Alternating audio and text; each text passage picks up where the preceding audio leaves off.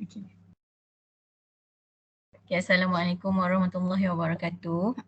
Nama saya Nur Hasanah binti Patimin. Nombor matrik 221184. Kami daripada kumpulan 3. Tajuk pembentangan anak tak sah taraf dan kesannya pada status agama. Kajian kes Rusliza Ibrahim. Okay, next slide.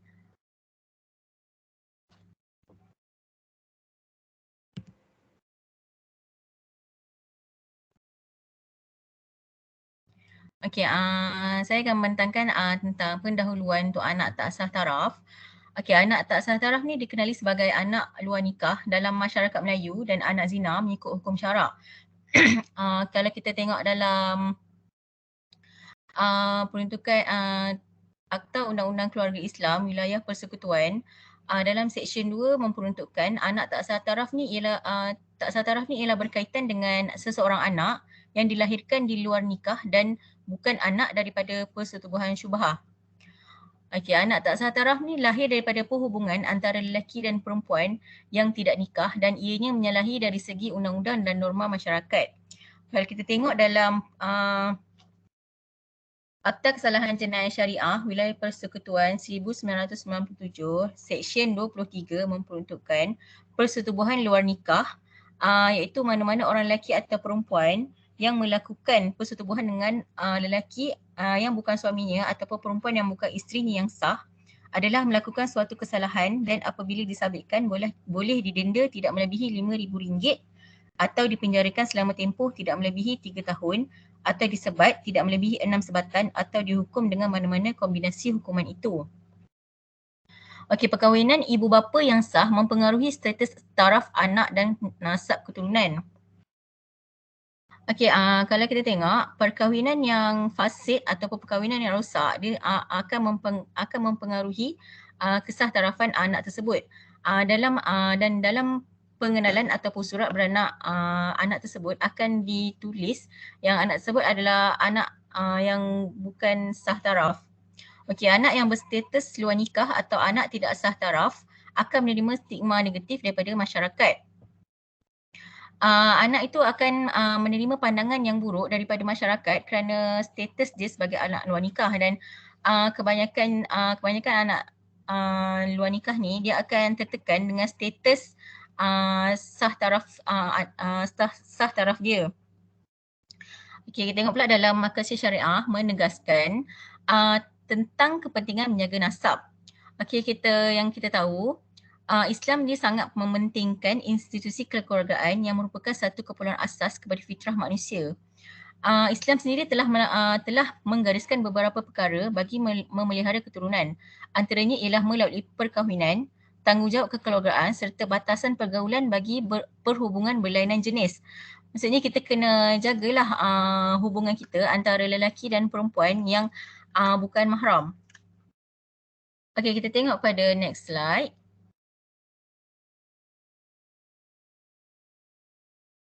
Okey, menurut keputusan Muzakarah Jawatan Kuasa Fatwa Kebangsaan bagi Hal Ehwal Agama Islam Malaysia kali ke-57 tahun 2003, anak tidak sah taraf tidak boleh dinasabkan kepada lelaki yang menyebabkan kelahirannya atau sesiapa yang mengaku menjadi bapa kepada anak tersebut. Oleh itu mereka tidak boleh mempusakai, tidak menjadi mahram dan tidak boleh menjadi wali. Anak tak sah taraf dia tidak boleh mewarisi harta pusaka daripada bapanya ataupun orang yang menyebabkan kelahirannya. Anak tak sah taraf ni dia cuma boleh mewarisi harta daripada ibunya sahaja. Tengok pada keadaan sama ada dia meninggal dulu ataupun ibunya meninggal dulu.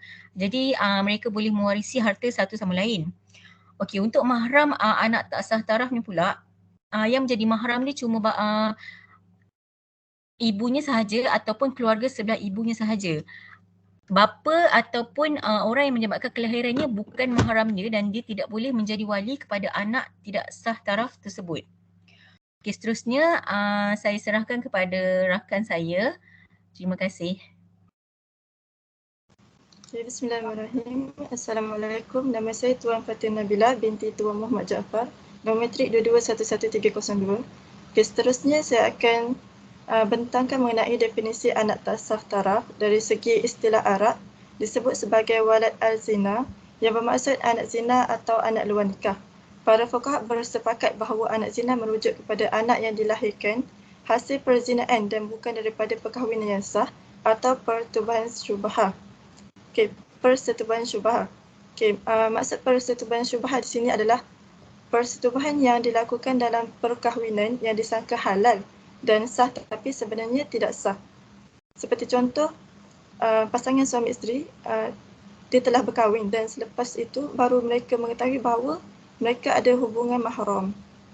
Okey, seterusnya, istilah dari segi Undang-Undang Keluarga Islam, saya ambil daripada Enakmen Undang-Undang Keluarga Islam Negeri Selangor 2003, anak tak sah taraf berhubungan dengan seseorang anak yang mana dilahirkan secara luar nikah dan bukan daripada persetubuhan syubhah. Okey, seterusnya, mesyuarat jawatan kuasa fatwa, anak tak sah taraf didefinisikan hukum syarat sebagai anak yang dilahirkan di luar nikah sama ada akibat zina, rogol dan dia bukan daripada persetubuhan syubhah atau bukan daripada anak perhambaan. Okey, seterusnya next slide.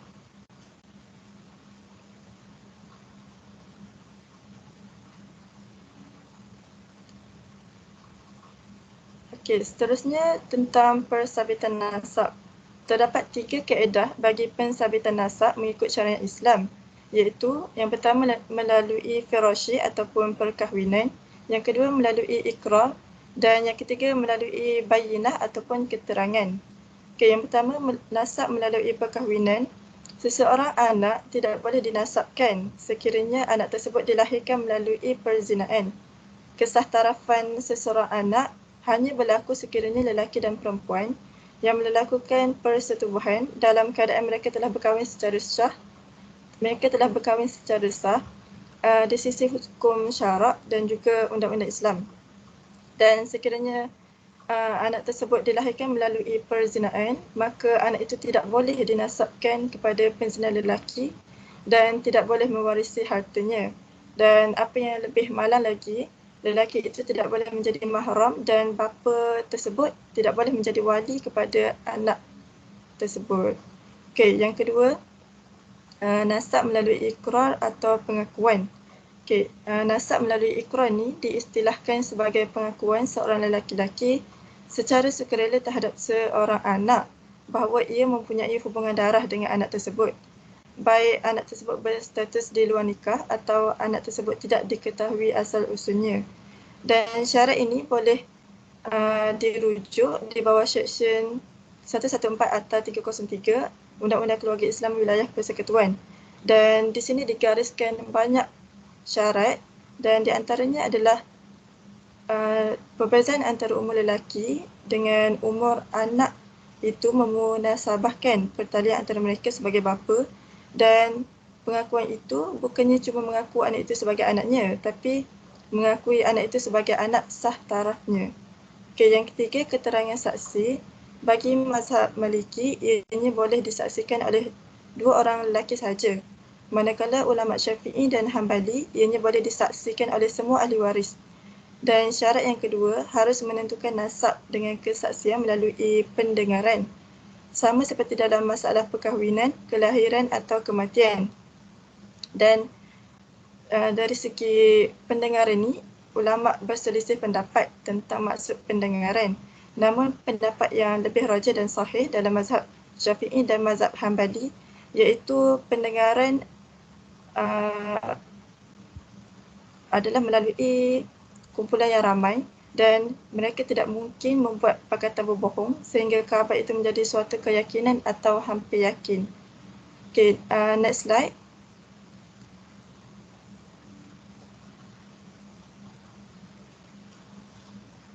Okay, saya teruskan dengan pandangan jumhur ulama. Anak tak sah taraf tidak boleh dinasabkan kepada lelaki yang menyebabkan kelahirannya atau kepada sesiapa yang mengaku menjadi bapa kepada anak tersebut. Dan hal ini semestinya akan menimbulkan implikasi terhadap penamaan bin dan juga binti. Dan pendapat tentang penamaan bin dan binti ini telah dibahaskan dan diputuskan di dalam pandangan Fatwa Kebangsaan kali ke-41 yang diadakan pada 25 Jun 1998. Sekiranya seorang perempuan bersekedudukan dengan seorang lelaki sama ada beragama Islam atau bukan agama Islam dan melahirkan anak, maka anak tersebut hendaklah dibin atau dibintikan dengan nama Abdullah atau lain nama Asmaul Husna yang dimulai dengan Abdul, contohnya seperti Abdul Rahman ataupun Abdul Rahim. Okay, walaupun begitu, nasab anak kepada ibunya tetap sabit pada semua keadaan kelahiran sama ada secara syar'i ataupun tidak. Adapun nasab anak kepada bapanya, ia tidak sabit kecuali melalui pernikahan yang sahih atau fasik atau wat'in syubhat atau ikrar dengan nasab. Itu sahaja daripada saya serahkan kepada rakan saya. Okey, saya akan teruskan dengan fakta kes dan persoalan dalam kes ini. Nama saya Nur Asmida binti Cik Anwar, nombor matrik 2211303.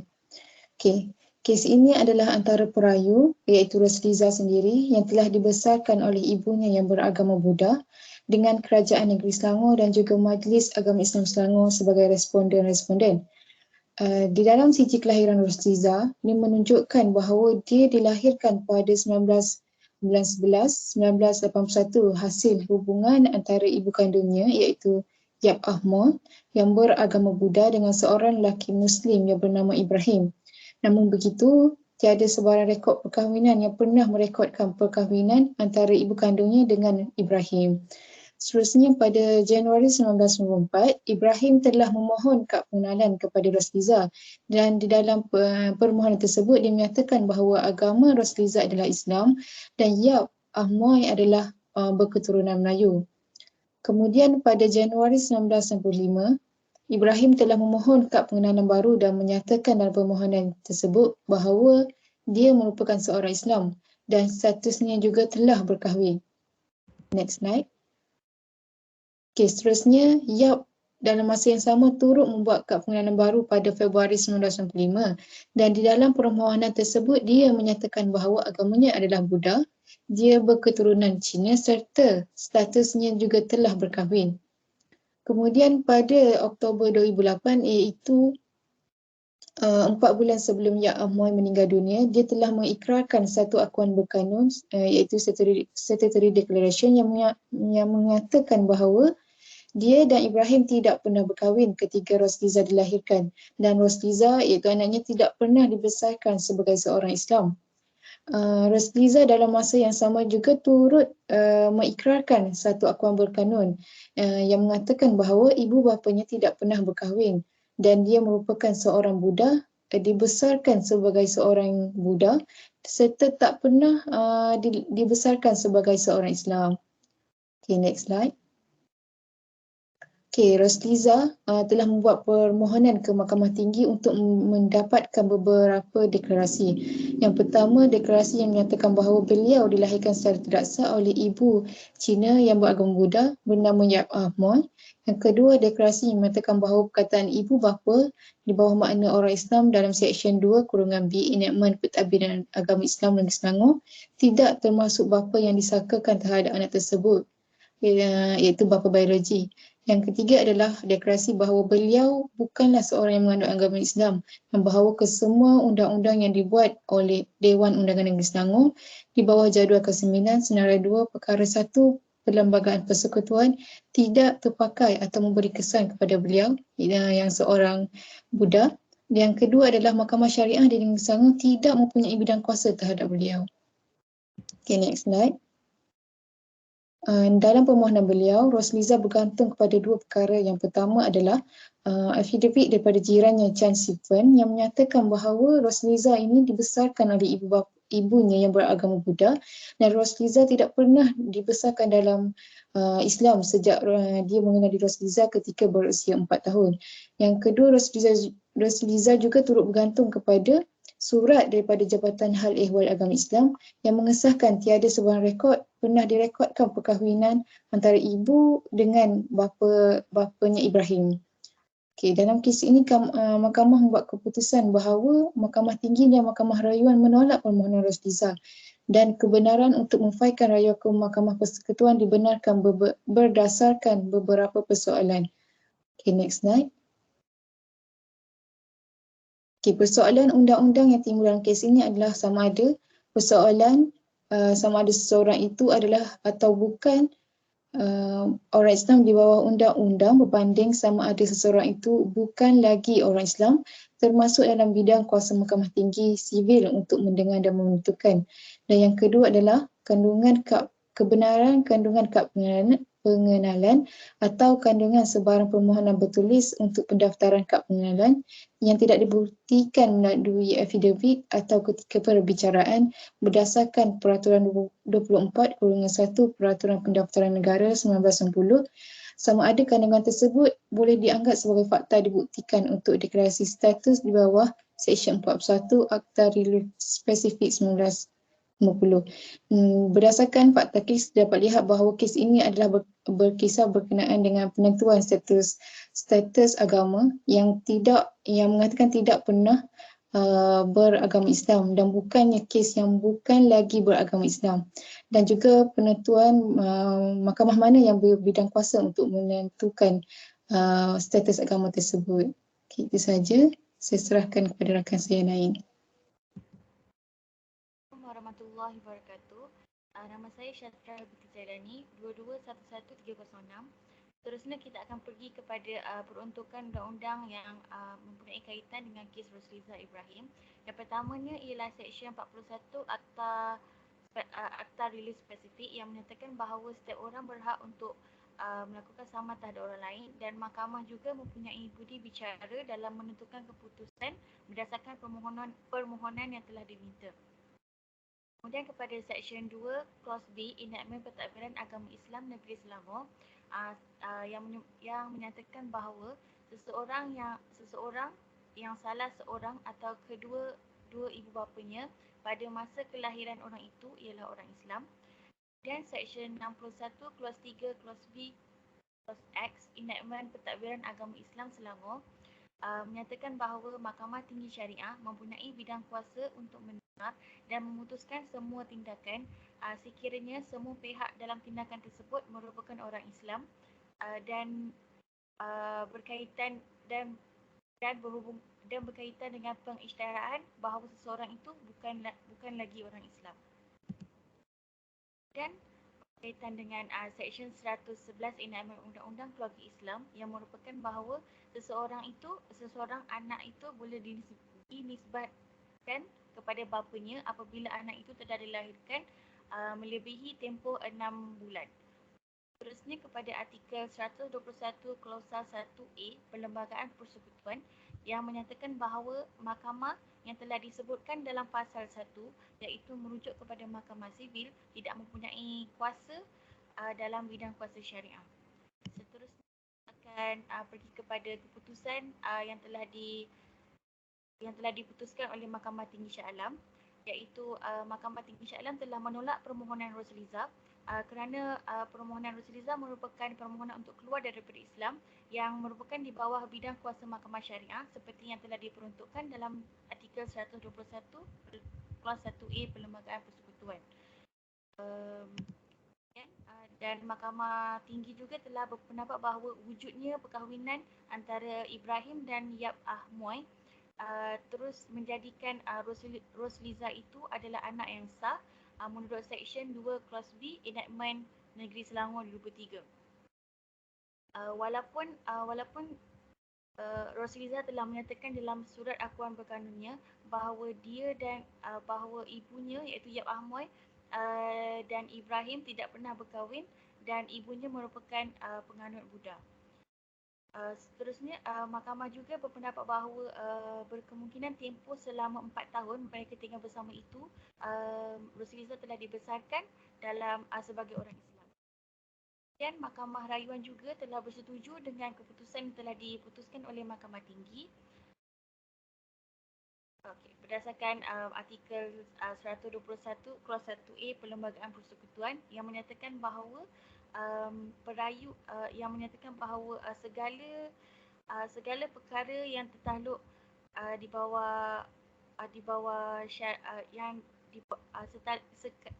segala perkara yang merupakan bawah bidang kuasa mahkamah syariah hendaklah diperdengarkan di mahkamah syariah dan tidak boleh diperdengarkan di mahkamah sivil. Di Mahkamah Persekutuan telah membenarkan rayuan perayu berkenaan dengan persoalan pertama, iaitu perayu merupakan anak yang tidak sah di antara Yap Ahmoy dan Ibrahim. Dan juga ini telah disokong oleh akuan berkanun Rosliza dan akuan berkanun Yap Ahmoy yang telah diikrarkan bahawa Ibrahim dan Yap tidak pernah berkahwin dan tidak pernah dan tidak ada bukti pun yang boleh dikemukakan seperti yang telah diperkatakan oleh Mahkamah Tinggi tadi berkenaan dengan butiran kad pengenalan antara Ibrahim dan Yap yang menunjukkan mereka telah berkahwin. Ini juga telah disokong oleh akuan berkanun Chan Su Fan yang telah mengenali Rosliza sejak berumur 4 tahun. Kemudian berkenaan dengan status agama Rosliza tersebut tidak boleh diputuskan oleh Mahkamah Sivil kerana status agama itu perlulah diselidik dengan lebih terperinci oleh keterangan pakar daripada tokoh Islam seperti Hakim Mahkamah Syariah ataupun Majlis Fatwa. Seterusnya.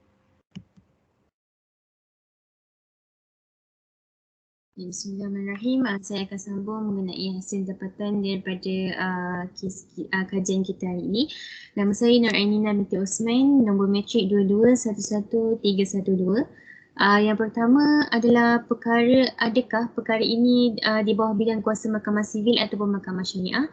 Dan kita lihat jika seseorang itu memang dari asalnya bukan Islam tetapi secara khilaf telah didaftarkan dalam surat beranak ataupun kad pengenalannya sebagai seorang Islam, maka Mahkamah Sivil mempunyai bidang kuasa terhadap perkara tersebut. Manakala jika seseorang itu pada asalnya adalah seorang Islam tetapi kemudiannya hendak keluar daripada Islam, maka mahkamah yang berbidang kuasa adalah Mahkamah Syariah. Dan kes Rosliza Ibrahim ini telah menjadi satu landmark kes di mana mengikut kajian terdapat 250,000 permohonan sebenarnya untuk penukaran status agama, dan permohonan tersebut telah pun tertangguh kerana tidak mendapat kebenaran Mahkamah Syariah. Dan hal ini adalah kerana undang-undang Mahkamah Syariah itu sendiri yang mengikuti undang Islam, iaitu diharamkan untuk seseorang keluar daripada Islam ataupun murtad. Dan kes ini adalah berbeza dengan permohonan seseorang untuk mengesahkan bahawa beliau bukannya seorang Muslim dari awal dan permohonan seorang yang bukan lagi Muslim. Dan kes ini adalah berbeza dengan kes Lina Joy, di mana dalam kes Lina Joy menafikan bahawa dirinya bukan seorang Muslim tetapi beliau sebenarnya ingin memulakan kehidupan baru sebagai seorang yang beragama Kristian. Beliau sebenarnya daripada kecil telah pun menerima ajaran ataupun didikan agama Islam dan dibesarkan sebagai seorang Islam. Tetapi beliau mendakwa bahawa beliau tidak pernah langsung mempraktikkan agama Islam itu sendiri dan beliau mempunyai bukti iaitu sijil baptis. Permohonan beliau ke Jabatan Pendaftaran Negara adalah untuk membuang perkataan Islam tapi tidak berjaya kerana tidak mendapat kebenaran mahkamah. Dan seterusnya,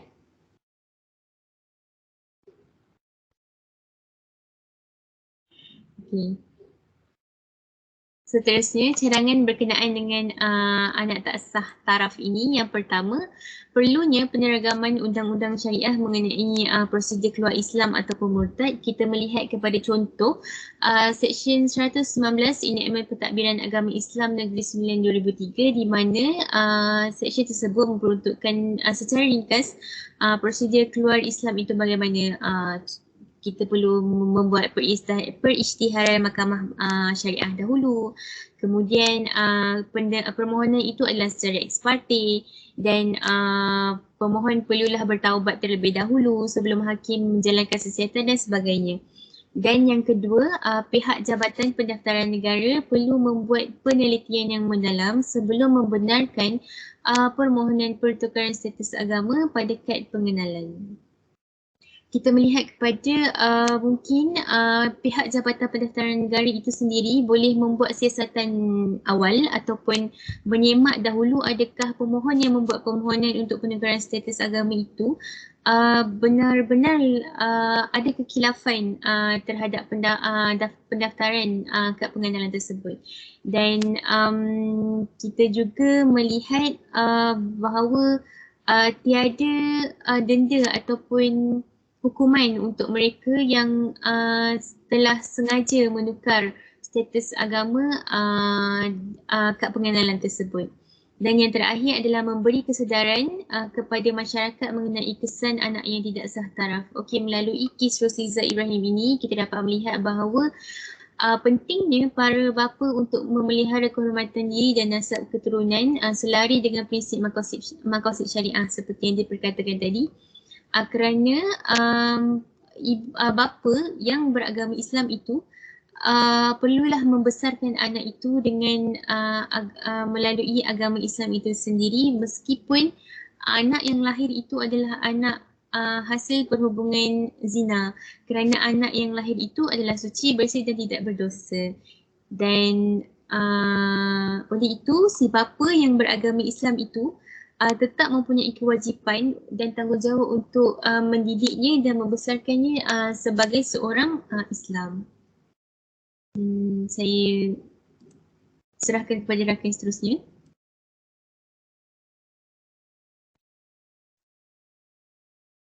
Bismillahirrahmanirrahim. Nama saya Adik Hanifah binti Hamdan, nombor matrik 2211304.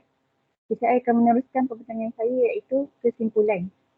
Okay, apa yang saya dapat simpulkan dengan tajuk kami pada hari ini, yang pertama ialah kewajipan terhadap anak tidak sah taraf. Okay, secara umumnya, kelahiran anak yang berstatus tidak sah taraf ini adalah menjadi tanggungjawab ibu dan waris ibu sepenuhnya. Seperti yang kita sedia maklum, kelahiran anak tak sah taraf ini didorong dengan beberapa faktor yang menyebabkan wujudnya anak tak sah taraf ini. Dan perkara ini memberi kesan yang besar kepada anak itu sendiri dalam beberapa aspek, iaitu dari segi nasab, pusaka, wali, hak jagaan, nafkah anak dan juga status agama. Seperti yang dijelaskan oleh sahabat-sahabat saya sebentar tadi, jika kita melihat kepada nasab anak tidak sah taraf ini, anak ini hendaklah berbin atau berbintikan Abdullah, dan anak ini tidak boleh dinasabkan kepada bapa yang menyebabkan kelahiran anak ini, dan ataupun seseorang yang mengaku dia adalah bapa kepada anak tak sah taraf ini. Jadi, begitu juga dengan pusaka. Pusaka yang berhak dimiliki atau diwarisi oleh anak tak sah taraf ini adalah harta si ibu yang melahirkannya sahaja. Sama juga dengan hak penjagaan dan juga nafkah anak, yang mana ibu ini adalah menjadi tanggungjawab ibu yang melahirkan. Jika ibu itu tidak mampu, maka waris ibu adalah bertanggungjawab ke atas anak tidak sah taraf ini. Jika kedua-duanya tidak mampu, maka pihak pemerintah atau kerajaan yang bertanggungjawab atas kebajikan anak tak sah taraf ini. Dan begitu juga daripada aspek wali itu sendiri, wali yang sewajarnya digunakan untuk anak tidak sah taraf ini adalah wali hakim. Kemudian kita tengok slide yang seterusnya, iaitu kesan kepada status agama.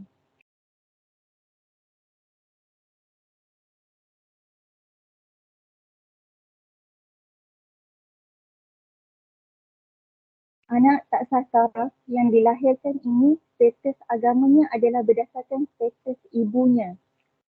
Jika ibunya beragama Islam, maka anak yang dilahirkan ini juga dikategorikan atau diklarifikasikan sebagai seorang yang beragama Islam, dan begitu juga sebaliknya. Walau bagaimanapun, terdapat pertikaian yang berlaku mengenai bidang kuasa dalam mengesahkan status agama anak tidak sah taraf ini, yang mana ia telah dirungkaikan di dalam kes Rosiza Ibrahim, yang mana Mahkamah Persekutuan telah memutuskan bahawa seseorang yang mendakwa bahawa dirinya bukanlah seorang Muslim sejak dilahirkan atau boleh diertikan sebagai tidak pernah beragama Islam, maka Mahkamah Sivil mempunyai bidang kuasa untuk mendengar dan mengesahkan status agama bagi seseorang itu. Namun begitu, berbeza pula dengan seseorang yang daripada asalnya telah dilahirkan secara beragama Islam, kemudian dia hendak keluar daripada Islam iaitu murtad, maka bidang kuasa itu tertakluk kepada Mahkamah Syariah. Disebabkan di dalam kes Rosliza Ibrahim ini, Rosliza merupakan seorang anak yang dilahirkan bukan beragama Islam, maka Mahkamah Sivil mempunyai bidang kuasa untuk mengesahkan status agamanya. Dan seterusnya, yang terakhir yang dapat saya simpulkan adalah peranan keluarga, masyarakat dan pemerintah. Okey, yang pertama adalah keluarga. Kerana keluarga merupakan kelompok atau individu yang berperanan penting dalam membina kehidupan berkeluarga dengan sempurna dan bahagia, iaitu dengan memberikan didikan agama, kerana didikan agama ini adalah sangat dititik beratkan dalam Islam dan perlu diterapkan kepada anak-anak ini dari mereka kecil lagi. So, didikan ini adalah bertujuan supaya anak-anak ini dapat memahami dan membezakan perkara yang baik dan juga yang buruk. Selain itu juga, anak-anak ini juga akan meningkat remaja yang mana akan didedahkan dengan pelbagai keadaan semasa.